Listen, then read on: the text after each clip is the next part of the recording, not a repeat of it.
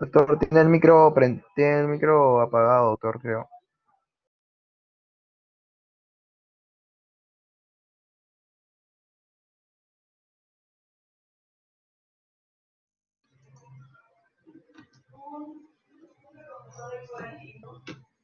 Disculpe, no me había percatado de eso. Bueno, como les comentaba, vamos a empezar. Hoy día vamos a revisar lo que es hipersensibilidad de tipo 3 y 4. Las reacciones de tipo 3 tenemos dos modalidades, ¿no? Una que se caracteriza por el depósito de complejos inmunes intravascular, principalmente a nivel de capilares. En este caso, el depósito se va a producir, eh, bueno, los órganos que van a ser más lesionados tenemos dos principalmente. Uno va a ser el riñón, ¿no? En la medida que el complejo inmune se deposita, también se va a activar complemento, la vía clásica, y esto va a dar lugar a que se den dos cosas. La primera, que se produzca daño directo sobre la célula, sobre el tejido, ¿no? En el cual se va a depositar el complejo inmune. Y la segunda, que se generen factores quimiotácticos que van a atraer células inflamatorias. A la cabeza, los polimorfos nucleares, que terminan, bueno, también dañando el tejido porque van a llegar, se van a activar y van a, como sabemos, esas células activadas van a destruir tejido. ¿Ya? La segunda es la reacción de Artus, ¿no? En la que los complejos inmunes se van a depositar preferentemente fuera del, fuera del vaso sanguíneo. En este tipo de respuesta, que se ve, por ejemplo, bueno, puede ser provocada por inoculación de antígeno subcutáneo y también por la aplicación de medicamentos tópicos locales, ¿no? Los complejos inmunes terminan activando una respuesta inflamatoria local que depende más de la actividad celular, ¿ya? De la actividad de macrófagos, de polimorfos nucleares.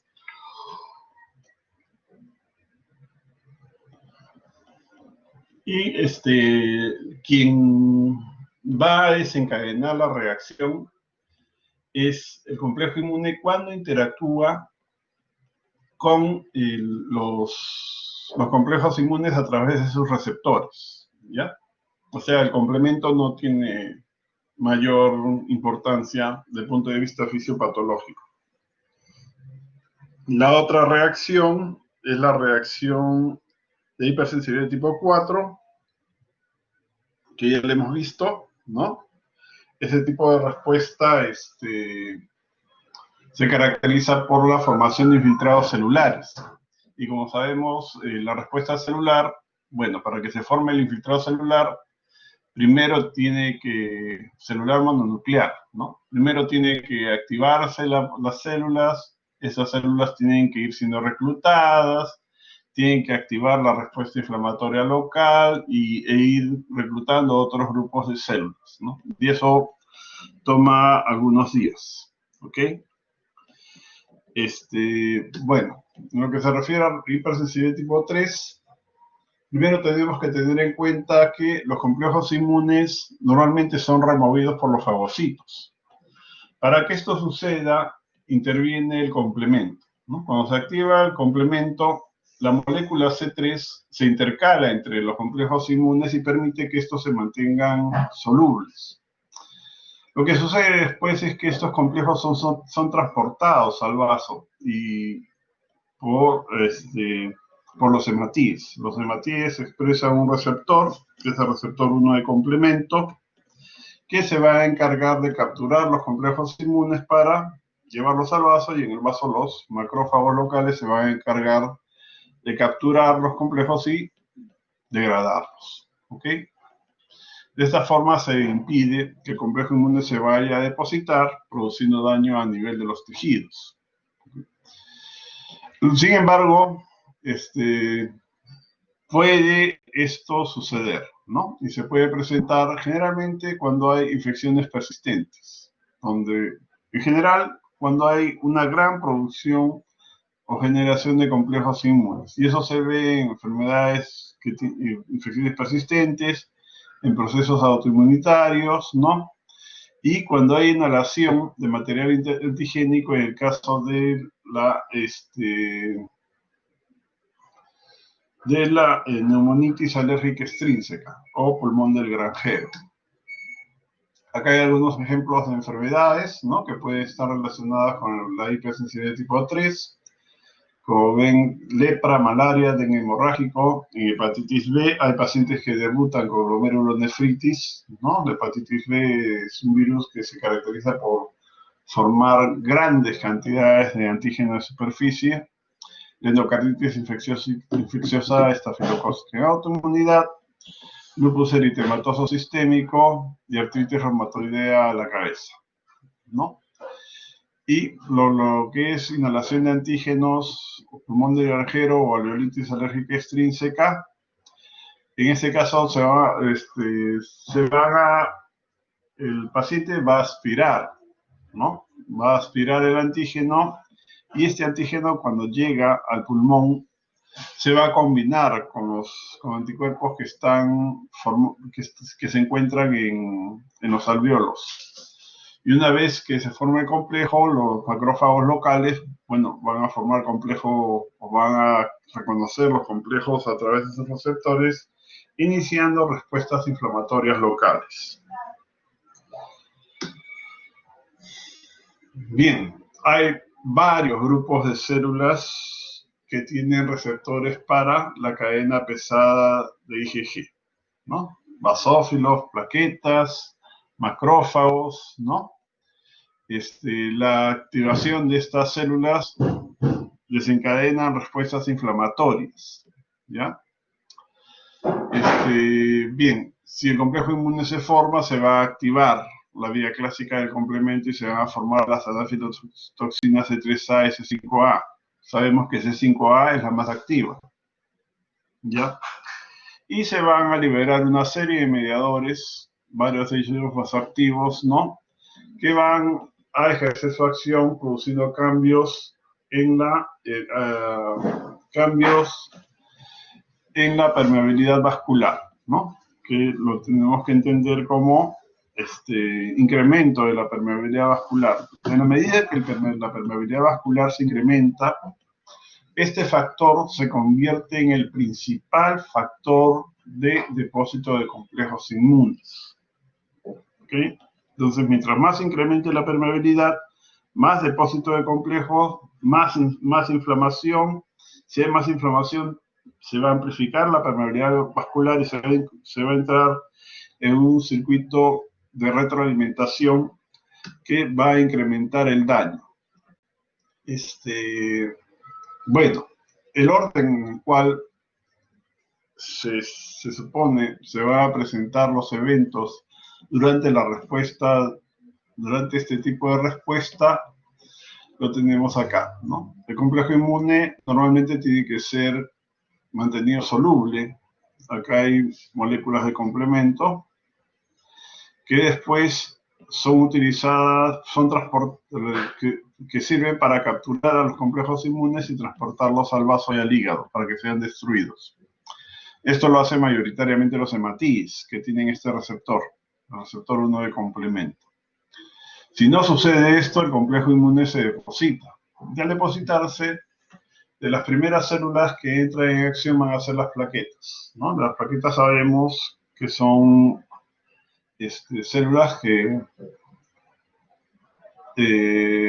son muy activas desde el punto de vista inflamatorio, ¿no? Y son capaces de producir mediadores proinflamatorios. Entonces, las plaquetas activadas van a participar, ¿no?, en el inicio de la respuesta inflamatoria a nivel local, y los complejos inmunes que se han depositado también van a activar otras células, como los basófilos, que van a liberar mediadores que van como aminas vasoactivas que van a incrementar la permeabilidad vascular. En la medida que la permeabilidad vascular se incrementa, el depósito de complejos inmunes se amplifica y la amplificación de los complejos inmunes da lugar a que la respuesta inflamatoria entre en un circuito de amplificación, ¿ya? Bien, ¿qué va a pasar con las plaquetas? Bueno, si se activan, se van a agregar, ¿no? Y si se agregan, van a terminar formando microtrombos.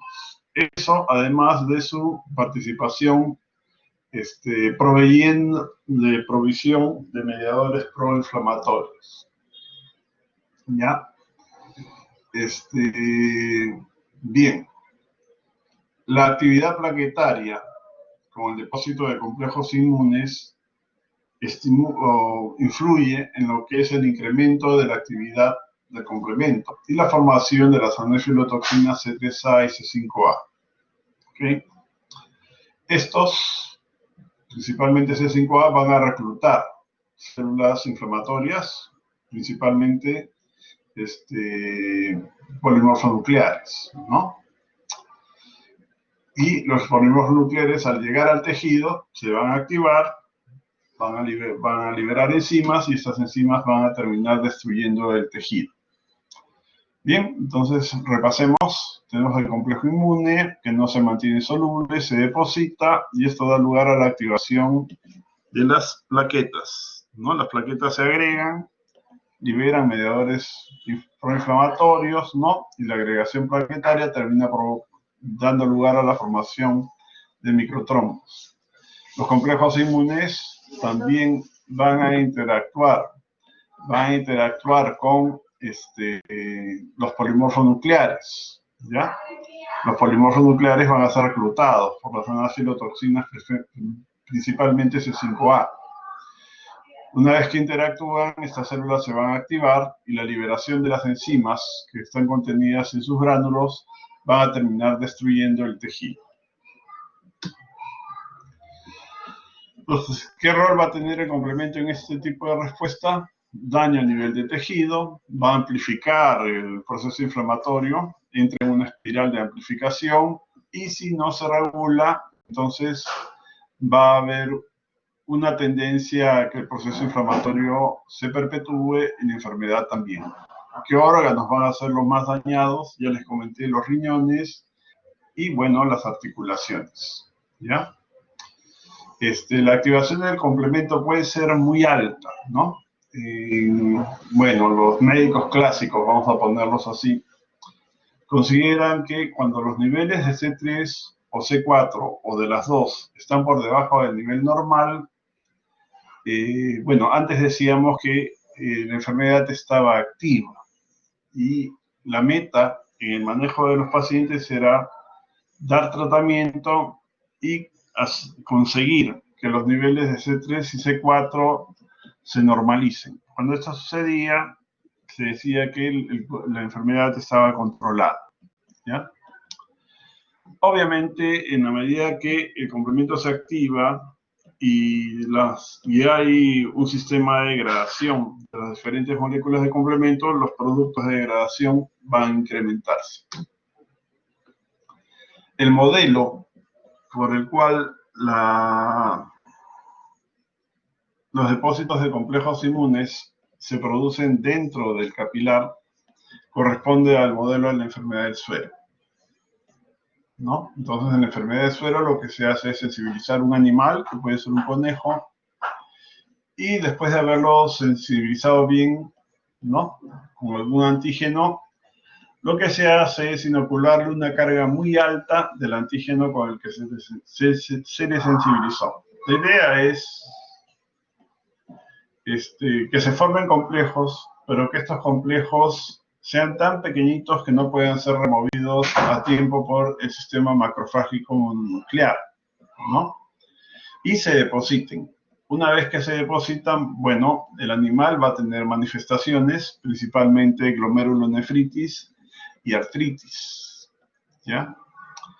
En la medida que los complejos inmunes van siendo removidos, las manifestaciones inflamatorias también van a ir cediendo. ¿Okay? Lo que se observa en el riñón y los tejidos donde se depositan los complejos inmunes son depósitos de C3, lo que nos dice que hay actividad de complemento sobre el tejido y sería uno de los elementos causantes del daño a ese nivel.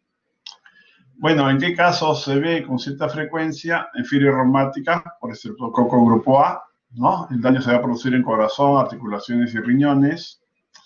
Y en realidad ese tipo de respuesta se puede ver como consecuencia de infección por cualquier agente, ¿ya? Bacterias, virus, hongos, ¿no? Pero el mejor tipificado es el estreptococo grupo A para los casos de fiebre reumática. Es el que se presenta con mayor frecuencia. Este es el modelo de la enfermedad del suero, con el animalito sensibilizado, ¿no? Se le da la carga de antígenos muy alta, de manera que se forman los complejos inmunes que no pueden ser removidos a tiempo y estos se depositan. Entonces aparecen las manifestaciones, nefritis y arteritis, ¿ya? En la medida que los complejos inmunes caen, las manifestaciones también ceden, ¿no? Y lo que se va a observar después es que solamente van a haber anticuerpos libres. La reacción de Artus, como les decía hace un rato, es una respuesta local, ¿no? Que se observa en medicamentos, también puede ser por la inoculación de antígenos a nivel subcutáneo. Experimentalmente se procede igual que para el caso de la enfermedad del suero. Se sensibiliza al animal con algún antígeno y después lo que se hace es inocular una carga importante del antígeno a nivel subcutáneo, ¿ya?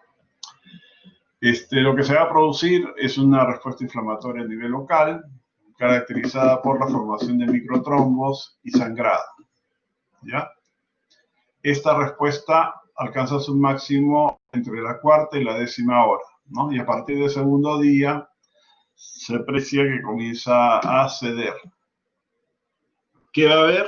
Bueno, en un inicio el depósito de complejos inmunes va a activar complemento y lo que se va a poder observar es el arribo de polimorfos nucleares, como suele suceder, ¿no?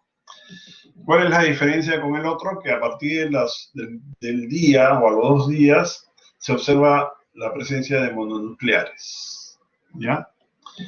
Cuando se ha bloqueado la actividad del complemento, se ha visto que la reacción siempre se presenta. Entonces,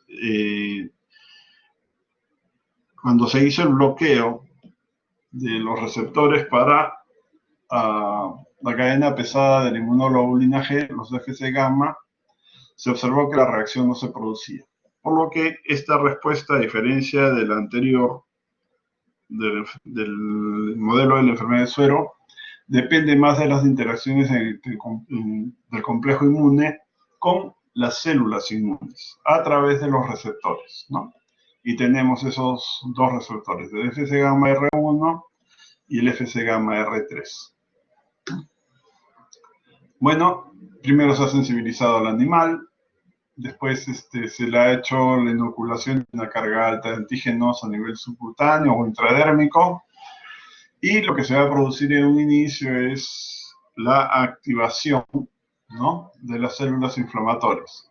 Obviamente las plaquetas se van a activar, ¿no? Va a haber activación de complementos, se va a formar C3A, C5A, vamos a tener el arribo de los neutrófilos polimorfonucleares, ¿no?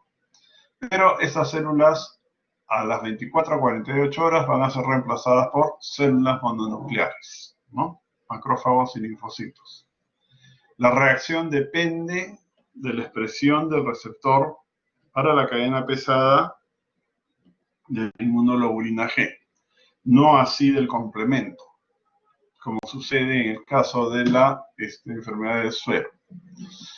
Bueno, como les comenté, la remoción de complejos inmunes está a cargo principalmente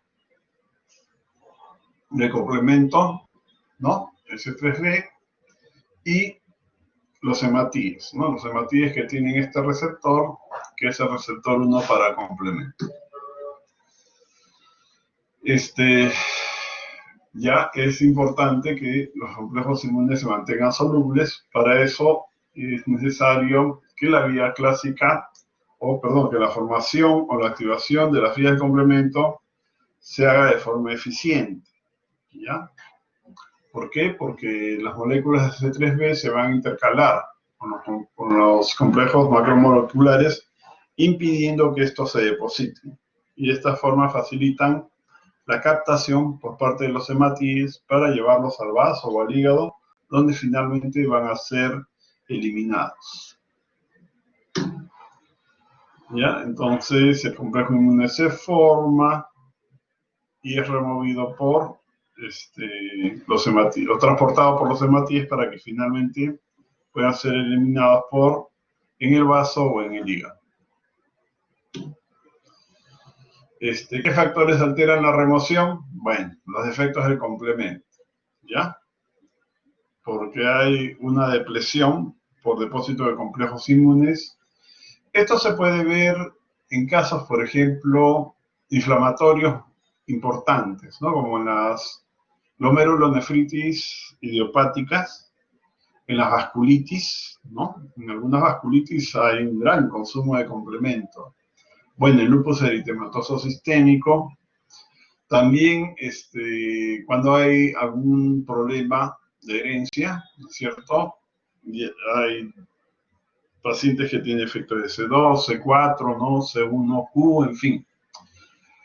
El tamaño del complejo inmune es importante. Si es muy grande o muy pequeñito, no va a poder ser removido con facilidad y va a tender a precipitarse. Los complejos inmunes que son removidos con eficiencia son aquellos que están formados por IgG con su antígeno. Los complejos que tienen IgA no son removidos con más dificultad, porque la expresión del receptor para inmunoglobulina A es bien restringida, ¿no? Por eso es que la mayor parte de las glomerulopatías que se observan son debidas a depósitos de IgA. Si hay efectos de fagocitosis, bueno, obviamente, ¿no?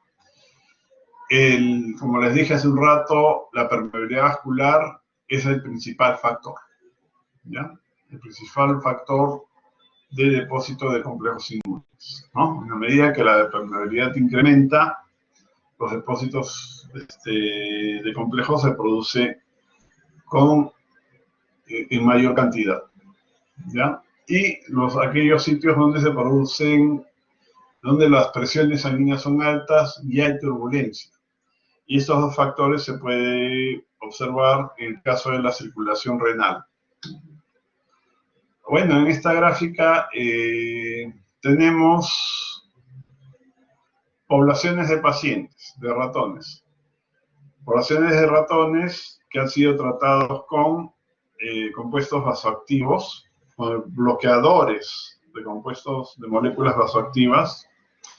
Tenemos otro grupo en el cual se han depletado las plaquetas. No nos olvidemos que la plaqueta es la primera célula, según lo que hemos revisado, para lo que es la activación de la respuesta inflamatoria a nivel local. Y en celeste tenemos al grupo que fue tomado como control. Bien, se les hizo la carga antigénica y se observó cuántos complejos inmunes se depositaban.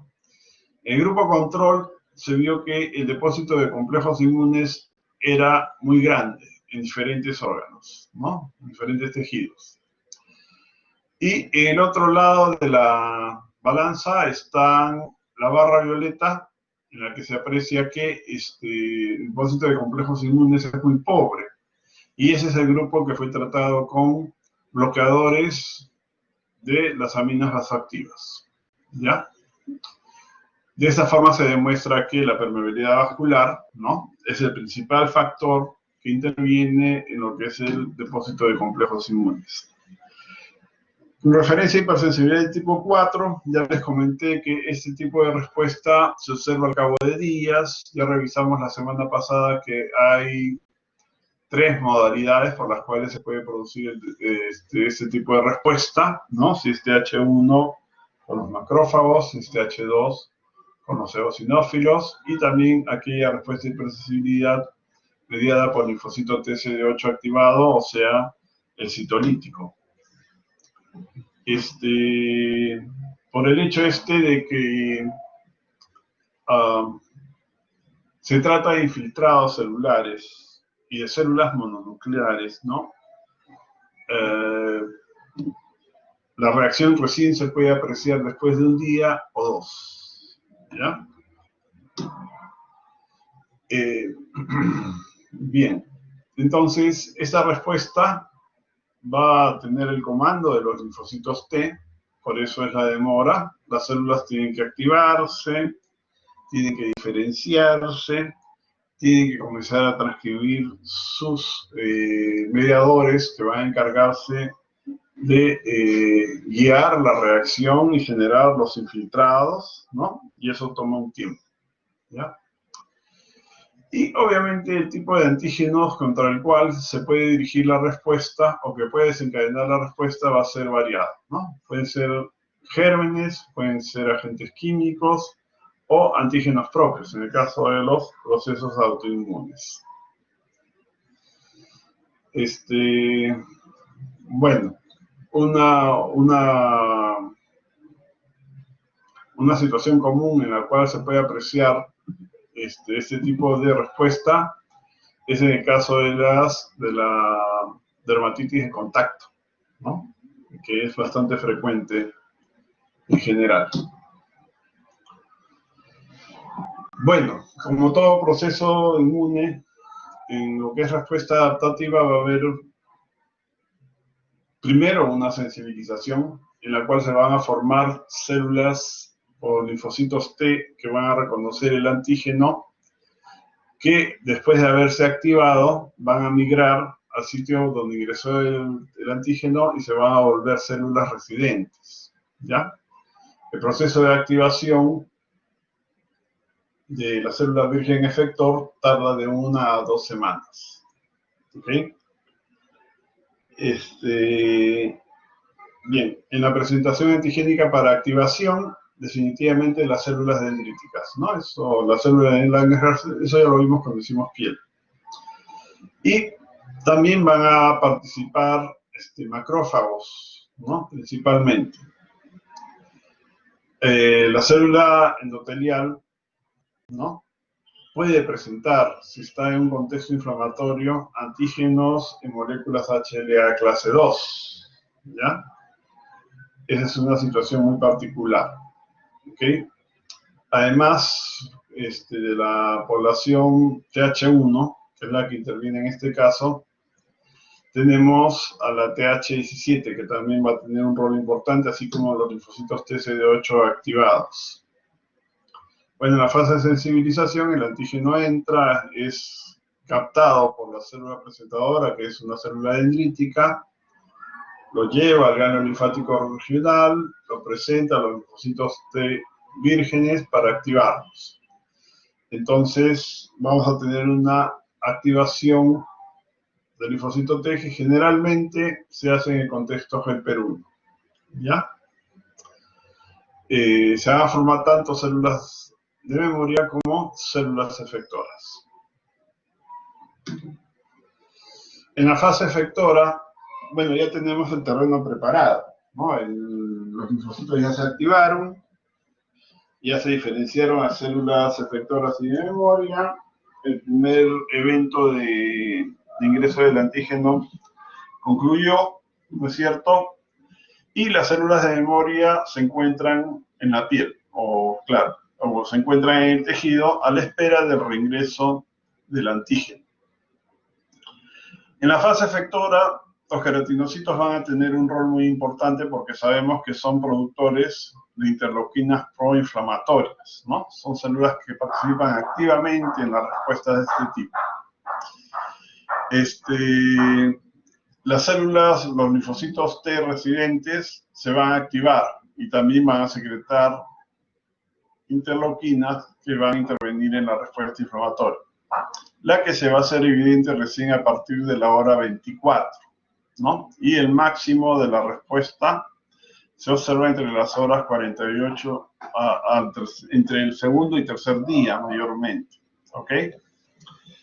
En la medida que la respuesta inflamatoria está activa, van a llegar otras células como los macrófagos, ¿no? Que van a extravasarse, van a llegar al tejido, se van a activar y ya sabemos lo que va a pasar después. Van a comenzar a producir interleuquinas proinflamatorias que van a amplificar la respuesta local, ¿no? Y también van a favorecer la actividad de los linfocitos T, especialmente los TH1, ¿no?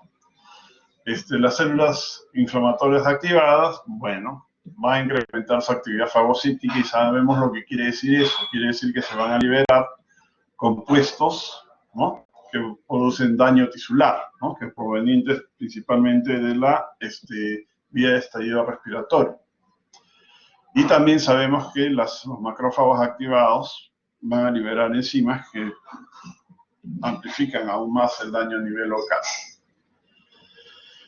En la medida que el antígeno no es removido, o sea, hay un fracaso de la respuesta inflamatoria para poder eliminarlo, esto puede terminar dando lugar a la formación de los granulomas, que ustedes ya han visto en histología. ¿Okay? Las células inflamatorias se organizan, ¿no? Y el granuloma concentra al medio macrófagos que ya están diferenciados, ¿no?, en células epiteliales. Por fuera hay un cordón o un cinturón que es conformado principalmente por linfocitos, ¿ya? En los granulomas se puede apreciar una célula característica que es la célula gigante multinucleada, ¿no? Que esta célula no surge por generación espontánea. Esta célula es consecuencia de la fusión de varios macrófagos, ¿no? Por eso es que se puede observar, o al momento de contar los núcleos de estas células, se puede apreciar que pueden tener 30, 40, 50 núcleos. Eso se debe al número de macrófagos o de células epitelioides que se fusionaron, ¿ya?, formando un sincicio. Una característica que tienen las células epitelioides multinucleadas es el citoplasma. El citoplasma es dialino. Quiere decir que la célula no tiene organelas o tiene muy pocos organelas, ¿no? Lo que se traduce en la... Bueno, lo que traduce es su falta de eficiencia o capacidad para poder eliminar gérmenes o antígenos, ¿ya? Bien, entonces, en la fase efectora regresa el antígeno, la célula presentadora presenta el antígeno, recibe la colaboración del linfocito T, esto ya lo conocemos, y si es un macrófago se va a activar y en la modalidad clásica, ¿no?, que es el macrófago proinflamatorio. ¿Ya? Bien, una característica, bueno, esta es una microfotografía de una reacción de tuberculina. Como ven, una de las cosas que caracteriza este tipo de respuesta es el infiltrado, que es un infiltrado mononuclear, que es perivascular. ¿Ya? Tenemos acá el vaso sanguíneo y el infiltrado celular alrededor del vaso sanguíneo. ¿Ya? Acá hay otro vaso sanguíneo igual, el infiltrado perivascular, característico. La organización de granuloma, como les comentaba, al medio van a estar las células epitelioides y por fuera se van a organizar macrófagos activados y también linfocitos activados, ¿ya? La idea es de alguna manera mantener, ¿no?, al antígeno o al microbio a raya. Y es característico de este tipo de la respuesta la presencia de estas células que son las células epitelioides multinucleadas, ¿no?, que tienen muchísimos núcleos, ¿okay? Como ven, el citoplasma es hialino. Quiere decir que ya no tienen organelas, que son células que ya están agotadas, ¿no? Este tipo de célula corresponde a las etapas finales de la diferenciación de los macrófagos. Ya, bueno, la dermatitis de contacto está en el contexto de las reacciones de hipersensibilidad tipo 4 y la característica es la presencia de un eczema que se va a presentar a nivel local, ¿no?, en el sitio por donde ingresa el antígeno. Este tipo de respuesta generalmente se ve cuando hay sensibilización con químicos mayormente, ¿ya? Entonces, entre ellas tenemos estos: níquel, cromo, látex, el pentadecatecol, que es que lo tiene la hiedra venenosa, ¿no? Y se ve también cuando hay sensibilización con aptenos, ¿no? Como sabemos, el apteno de por sí no es capaz de sensibilizar, necesita asociarse a alguna proteína, ¿no? Y una vez que se asocia a la proteína, el complejo del apteno y la proteína es procesado. Y el apteno se presenta junto con una porción de la proteína. A ese efecto, o ese hecho, mejor dicho, de que se presente el apteno con la proteína, se le llama efecto apteno acarreador, ¿ya? La presentación del apteno junto con la proteína hace que esta molécula se vuelva sensibilizante, ¿no? Bien, la dermis de contacto, definitivamente la célula de Langerhans, como ya lo hemos revisado, va a tener un rol importante, ¿no? Porque va a ser la encargada de capturar los antígenos en un contexto inflamatorio que va a ser desencadenado por los queratinocitos, y después se va a ir al ganglio linfático regional, donde va a activar a los linfocitos T. Los linfocitos T activados van a circular y van a regresar a la piel. ¿Por qué? Porque expresan moléculas que le permiten extravasarse a través de los capilares que forman parte de la piel, ¿no? Por ejemplo, el antígeno linfocítico cutáneo, ¿ya? Que hemos visto en su momento. Receptores para moléculas quimiotácticas, ¿no? Moléculas quimiotácticas que son producidas por los queratinocitos, ¿ya? El linfocito llega y se vuelve célula residente, ¿no? Cuando decimos piel, dijimos que más del 95% de la población de linfocitos tiene un fenotipo de memoria. Entonces, esos linfocitos llegan ahí y se quedan esperando que regrese el antígeno, ¿no? Hasta ahí llega la etapa de sensibilización. Los queratinocitos van a liberar interleuquinas proinflamatorias, como interleuquina 1, ¿no? Y otras moléculas, ¿ya? La respuesta puede incluir a la población TH17 y a los linfocitos T citotóxicos. Entonces son las células de Langerhans, que están en el epidermis suprabasal, las encargadas de capturar los antígenos para después activar a los linfocitos T en los ganglios linfáticos regionales. ¿Cuánto tiempo toma la sensibilización? 10 a 14 días. Ya sabemos por qué, ¿no? Porque la célula dendrítica tiene que capturar el antígeno, la célula dendrítica tiene que migrar al ganglio linfático regional, la célula dendrítica tiene que activar a los linfocitos T, lo que les toma días, la célula dendrítica, el linfocito T tiene que activarse, después tiene que proliferar, después tiene que diferenciarse y después tiene que recircular, ¿no? Todo eso le toma de 10 a 14 días, ¿ya? Bueno, el fenotipo de los linfocitos activados, entre otras moléculas, expresan estas, ¿no? El antígeno de función leucocitaria 1 y el antígeno de expresión tardía 4, ¿ya? Y receptores de quimiosina, que son estos, XR3 y SCR5, ¿ya? Bueno, esta es la fase de sensibilización, ¿no? La célula dendrítica capturada del antígeno, lo procesa, va al ganglio linfático regional, lo presenta, activa a la célula T, y la célula T sale del ganglio, recircula y se va a instalar en la piel.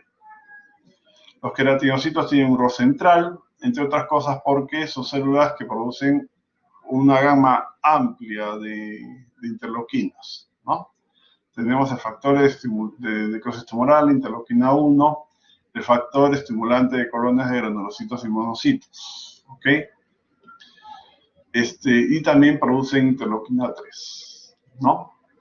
Los queratinocitos también tienen un rol de regulación, ¿no? En la medida que la respuesta va cayendo, se vuelven productores de interleuquina 10 y factor beta transformante de crecimiento. Si el antígeno reingresa, entonces ya vamos a tener la etapa de ejecución, ¿no? Igual, regresa el antígeno, los queratinocitos se activan, las células inflamatorias locales también. ¿Cuál es la diferencia? Que ya hay linfocitos de memoria a ese nivel, ¿no? Y van a interactuar con el antígeno que está reingresando. Ese antígeno va a ser presentado por las células presentadoras locales, vale decir macrófagos, ¿no? Bien, entonces, en etapa de ejecución, entre el antígeno se liberan interleuquinas proinflamatorias, ¿no? Y también se producen moléculas quimiotácticas, ¿ya? Los queratinocitos se van a activar. Si se activan en un perfil de TH1, van a comenzar a producir interferón gamma. Los macrófagos a nivel local también van a producir citoquinas proinflamatorias y van a liberar mediadores que van a estimular una respuesta inflamatoria a nivel de la piel que se va a caracterizar por la pérdida de las uniones, ¿no?, entre los queratinocitos, ¿ya? El espacio va a ser ocupado por exudado plasmático, ¿ok?, en un proceso que se llama acantolisis, que va a dar lugar a la formación de lesiones ampollosas, ¿no?, ampollosas vesiculares. Aquí tenemos, ¿no?, dermatitis de contacto, se ha producido el daño a nivel local. Como ven, la respuesta se produce en el lugar de ingreso del antígeno, ¿ok?